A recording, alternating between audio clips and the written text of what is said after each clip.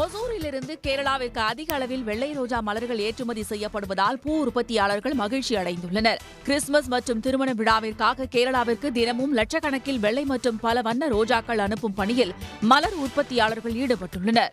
ஓசூர், தளி, பாகலூர் உள்ளிட்ட பகுதிகளில் குளிர்ந்த சீதோஷண நிலை இருப்பதால் இப்பகுதியில் சாமந்தி, ரோஜா, செண்டுமல்லி உள்ளிட்ட மலர்களை விவசாயிகள் அதிக அளவில் சாகுபடி செய்து வருகின்றனர்.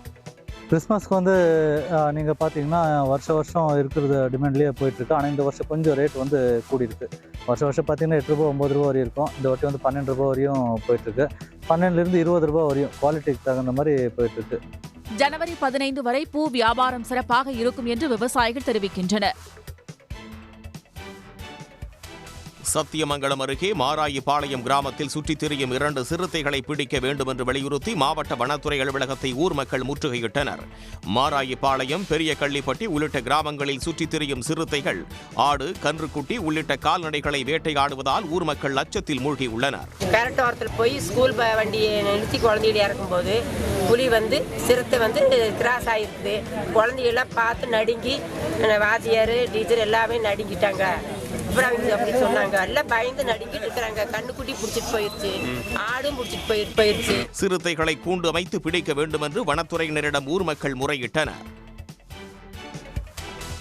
திருவண்ணாமலை தீபத் திருவிழா நிறைவடைந்ததையொட்டி மகாதீப மலையின் மீது உள்ள அண்ணாமலையார் பாதத்தில் சிறப்பு அபிஷேகம் மற்றும் ஆராதனைகள் நடைபெற்றது. டிசம்பர் 3ஆம் தேதி ஏற்றப்பட்ட மகாதீபம் தொடர்ந்து 11 நாட்கள் பக்தர்களுக்கு காட்சியளித்தது. பின்னர் 14ஆம் தேதியன்று மலை மீது இருந்து இறக்கப்பட்ட கொப்பரை கோயில் வளாகத்தில் உள்ள ஆயிரங்கால் மண்டபத்தில் வைக்கப்பட்டு ஆராதனை நடைபெற்றது. தொடர்ந்து கோயிலில் இருந்து கொண்டு செல்லப்பட்ட புனித நீரால் மலை மீது உள்ள அண்ணாமலையார் பாதத்தில் வைத்து வழிபாடு மற்றும் அபிஷேகம் நடைபெற்றது. 300 கிறிஸ்துவ திருச்சபைகளுக்கான கல்லறை அமைக்க அரசு உடனடியாக நிலத்தை வழங்க வேண்டும் என வலியுறுத்தி கிறிஸ்தவ அமைப்பினர் சென்னை புறநகரான பல்லாவரத்தில் கவன ஈர்ப்பு பொதுக்கூட்டத்தை நடத்தினர். பல்லாவரம் கிறிஸ்துவ பொது கல்லறை கூட்டமைப்பு சார்பில் இந்த கூட்டம் நடைபெற்றது. இறந்த பின்னர் கூட அந்த உடலை புதைப்பதற்கு நிம்மதியற்ற சூழல்தான் தற்போது நிலவி வருகிறது என்று அவர்கள் தெரிவித்தனர். மரணத்திலும் மரியாதை வேண்டும்,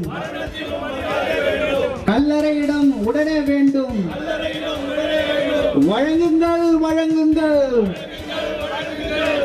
துரிதமாக நடவடிக்கை எடுத்து எங்களுக்கு தேவையான கல்லறை தோட்டத்தை, ஒரு பொதுவான கல்லறை தோட்டத்தை இந்த பல்லாவரம் பகுதியில் ஏற்படுத்தி தர வேண்டும் என்று உங்கள் வாயிலாக அரசை நாங்கள் கேட்டுக்கொள்கிறோம். கல்லறைக்கான இடத்தை தாமதமின்றி ஒதுக்க வேண்டும் என்பது உள்ளிட்ட 6 தீர்மானங்களை பொதுக்கூட்டத்தில் நிறைவேற்றினர்.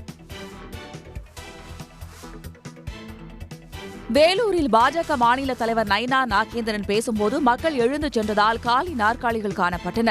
பாஜக சார்பில் தமிழகம் தலைநிமிர தமிழனின் பயணம் பொதுக்கூட்டம் மண்டி வீதியில் நடைபெற்றது.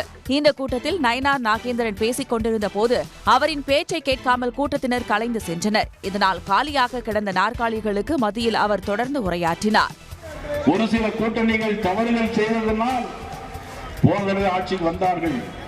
இல்லை என்று சொன்னால் போன தடவையே 110 தொகுதிகளில் பாரதிய ஜனதா கட்சி அதிமுக வென்றிருக்க வேண்டும். இதுதான் உண்மை.